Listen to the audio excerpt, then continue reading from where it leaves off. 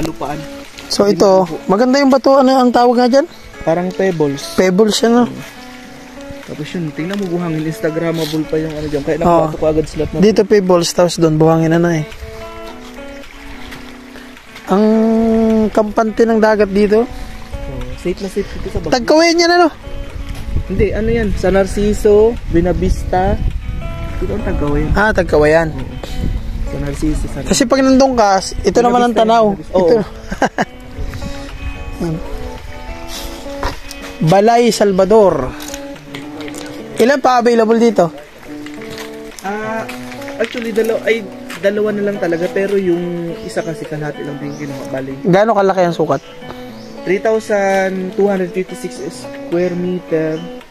Tapos ang frontage ay 23.8 meters. So mahaba na din talaga. Saktong-sakto lang sa isang ano. Ilang ano? Kada sukat? 3,000. Magkano ang kada 3,000? 2.5 all-in transfer na, kasama na yung titling dun. Lahat wala nang lalabas na pera yung makakabili. Balik, sagot na ng seller. So alin nang nabili dito? Bali, ang nabili na ay yung pinakaunahan. Okay. Tapos itong CND. Tapos dyan sa Latvia ay kalahati. Okay, parang pangit hatiin ng... Hindi, naghahanap na din siyang kahati niya. Bali siya din mismo ang ano. So, ang available na lang natin ay dito. Saan? Itong side na to? Oo. DN? EF. Hanggang saan dito yung sold na? Para mabidyoan ko. Binibenta to? So yun mga kapamlat, sa naghahanap po ng beach 3,000 square meter po ito, 2.5 million. Tabing kalsada po. May cellphone signal, may source ng kuryente.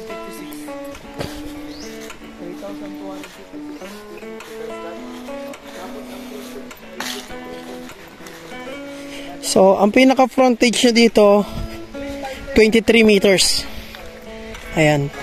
Na ang frontage niya ay merong carpet. Nanda mo, Bermuda grass. Tapos tabing kalsada. Tapos yan po ang sakop niya.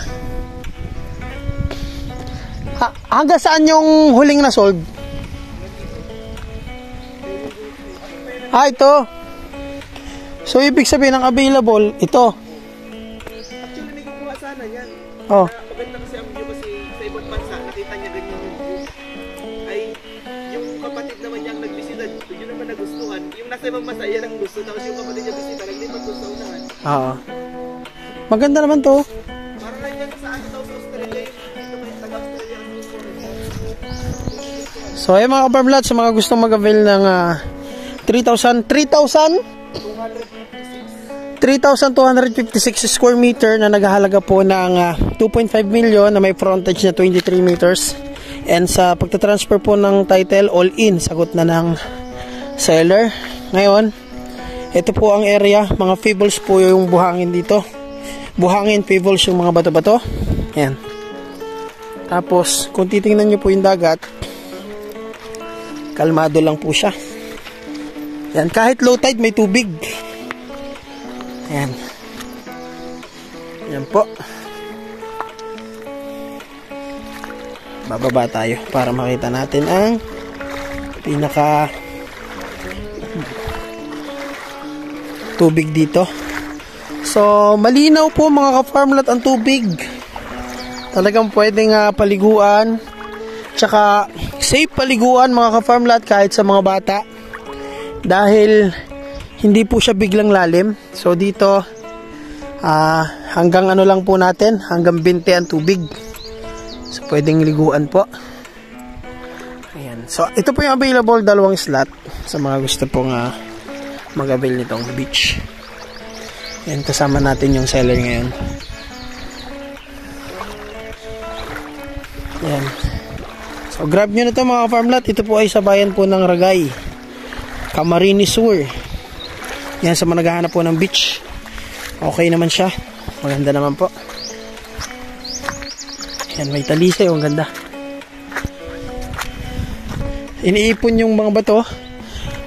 Maganda yan mga ka-farmlat, yung mga bato. Pwede mong gawing design o recraft. Yan. Tapos yung lupa niya, may sakop na kawayan. Pahili po siya. Pero pagdating dyan Sa taas medyo pantayin yan. Pero dito sa harap, flat naman siya. Pwede kayo maglagay ng mga amenities na gusto nyo kagaya nito. Na may bahay, na may rest house. Yan. So pag high tide po dito, ang tubig hanggang dito. So napakaganda po ng ambience dito. Dito ay parang kamayakos. So dito, available pa yan. Tapos dito, meron ditong isang available. Yang may talisay na yan? Ang ganda, no? 100 years na yan. Tandaan na, no?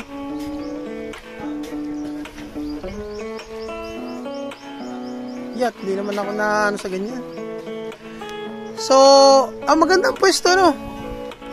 So, mga farm lot, available pa. May nagkakagusto kaya lang kulang yung pera. Pero available pa po yan. Ayan. Kaya paunahan na lang po ito mga farm lot sa mga gusto.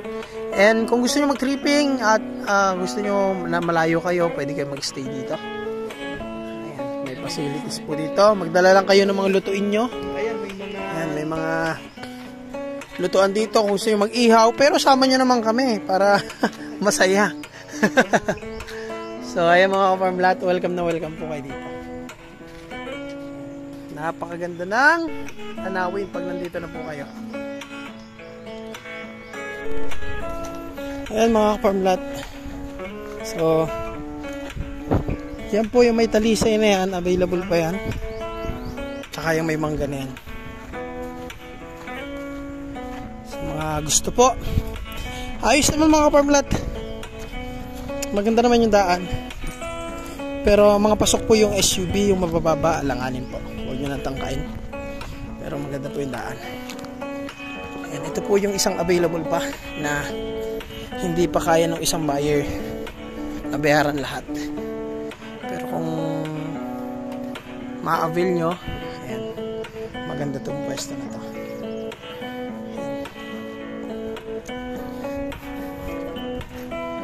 Napakaganda rin. Ayan mga farm lots, sana makatulong kami sa inyo. And dumayo na po kami ng Ragay, Camarines Sur kasi talagang marami nagme-message sa akin. Nagre-request ng mga beach property.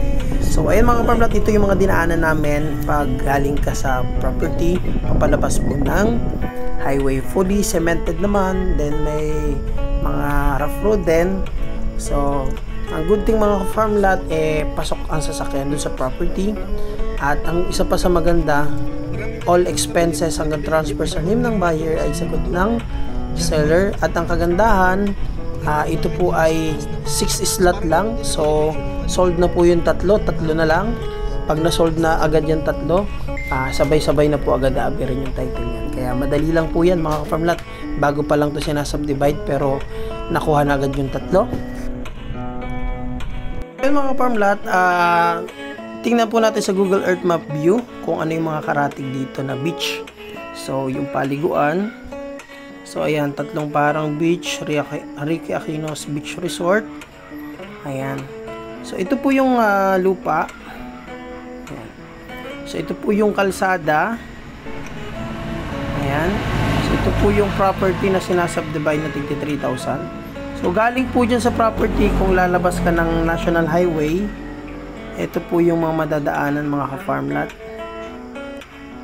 Ayan. Lalabas ka dyan. Ayan. Ito po yung mga madadaanang area. Ayan. Yung mga palayan na madadaanan. Pero yan po, ang daan po ay cemented, may rough road, cemented, may rough road. Pero mostly cemented po.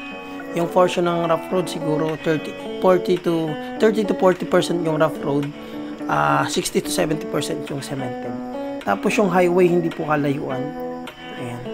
So ibig sabihin mga possible mga ka-farm lot, mga 8 kilometer drive galing po dito sa National Highway going to property. Ayan. Ito po yung property niya.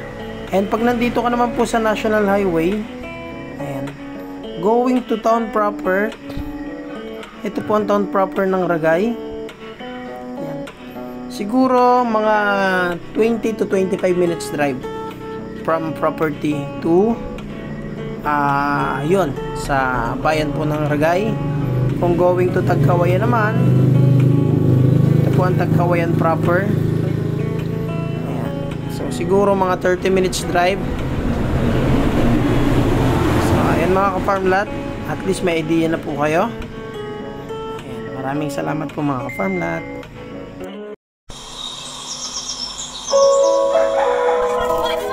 Ang sarap mamuhay sa probinsya. Sariwang hangin at ang sarap sa tenga ng tawa ng mga bata.